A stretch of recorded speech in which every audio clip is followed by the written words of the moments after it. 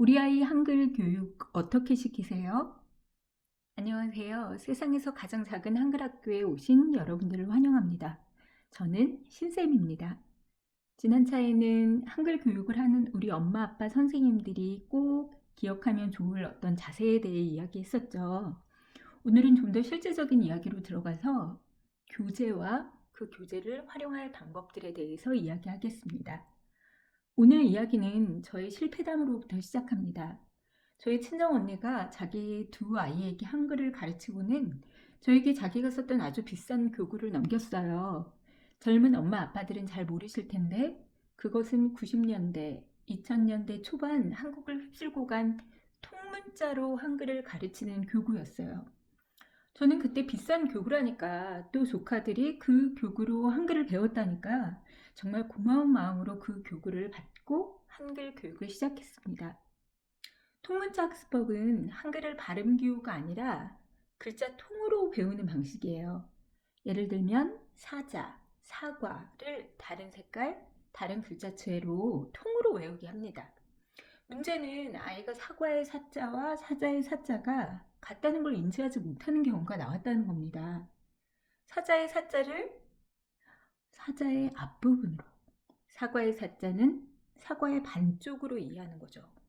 지금 생각하면 정말 제 첫째에게 미안하다는 생각이 드는데요. 이렇게도 한글을 배울 수는 있나 봅니다. 실제로 배운 아이들이 있으니까요. 아마 환경적인 영향을 많이 받아 가능하지 않나 싶습니다. 그러나 해외에 있는 제 아이와 저는 안개 낀 숲을 헤매는 기분이었어요. 야무졌던 제 아이를 마치 바보로 만드는 그런 학습법이었고요. 저에게는 아주 서로 지지고 볶았습니다. 결국 이건 아니다 싶어서 제가 교환을 만들기 시작했습니다.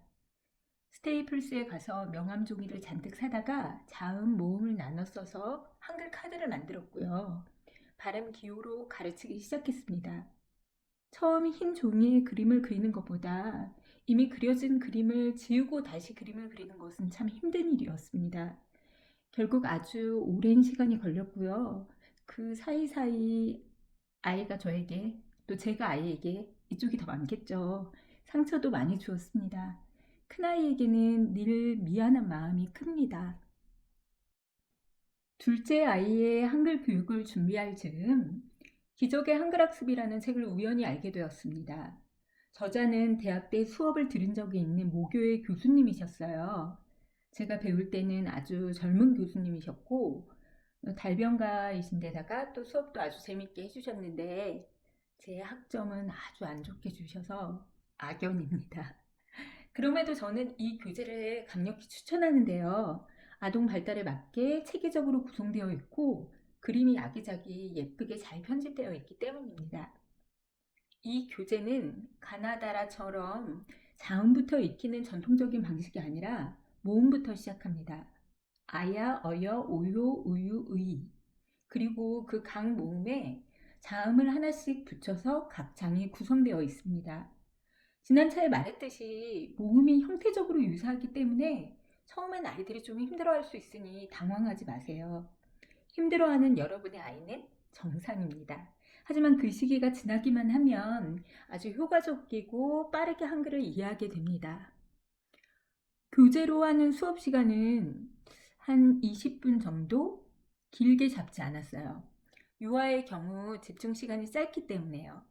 수업 시간을 길게 잡고서 왜 아이가 집중하지 못하지? 라고 득달하시면 아동 발달을 잘 이해하지 못하시는 거예요. 저는 그 대신 주 4회에서 5회 주말을 제외하고는 거의 매일매일 공부를 시켰습니다.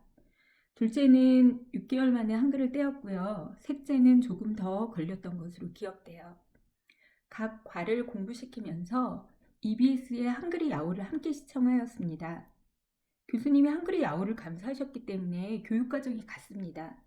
다만 중간 즈음에 진도가 약간 서로 다른 부분이 있는데 부모님들이 영상의 순서로 갈지 학습지의 순서로 갈지 결정하시면 됩니다. 저는 학습지에 맞춰서 영상을 보여주었어요. 순서는 보통 영상을 먼저 보고 학습지를 했습니다. 영상은 한 2, 30분, 그리고 학습지도 한 2, 30분. 처음에 받아쓰기를 힘들어해서 받아쓰기가 맨 뒤로 오도록 영상을 먼저 보고 학습지를 했습니다. 제 설명이 더 필요한 수업일 경우는 학습지를 먼저 하고 정리하는 것처럼 영상을 보기도 했습니다. 그리고 냉장고에 한글 자석을 붙여놓아서 부교재로 사용하였는데 한글 자석은 괜찮은 아이디어였어요.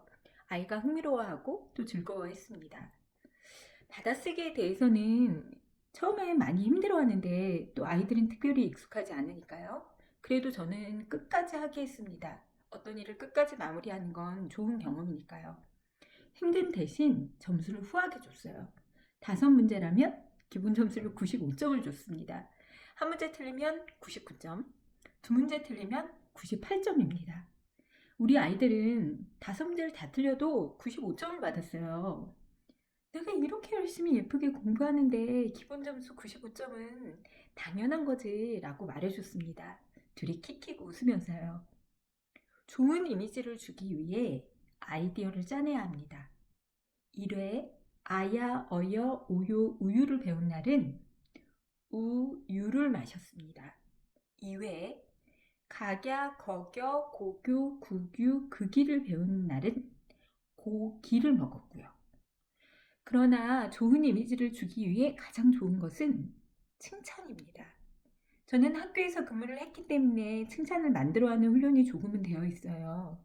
한 반 40명의 아이들 중 칭찬받을 구석이 없는 아이는 없었어요. 40명이 그림을 그려도 각 그림에서 칭찬할 구석은 하나씩 있게 마련입니다. 찾는 훈련을 하면 할수록 나중에는 더 쉽게 찾을 수 있습니다. 글자를 예쁘게 써라 말씀하지 마시고 가장 예쁘게 쓴 글자 하나를 고르세요. 엄마는 네 글자가 너무 이뻐서 사진으로 찍어놓을 거야. 엄마를 보고 환하게 웃는 것 같아. 너처럼 너무 예쁘네. 예쁜 글자 하나가 없겠어요? 찾아주세요. 찾아서 칭찬해 주세요. 칭찬거리를 만들어서 칭찬해 주세요. 한 과에 8개의 글자를 배우게 되니 각 글자에 색깔을 불어 넣어주면 좋습니다. 노래가 아주 유익한데요. 모음 노래는 이미 한글이 야후에 있습니다.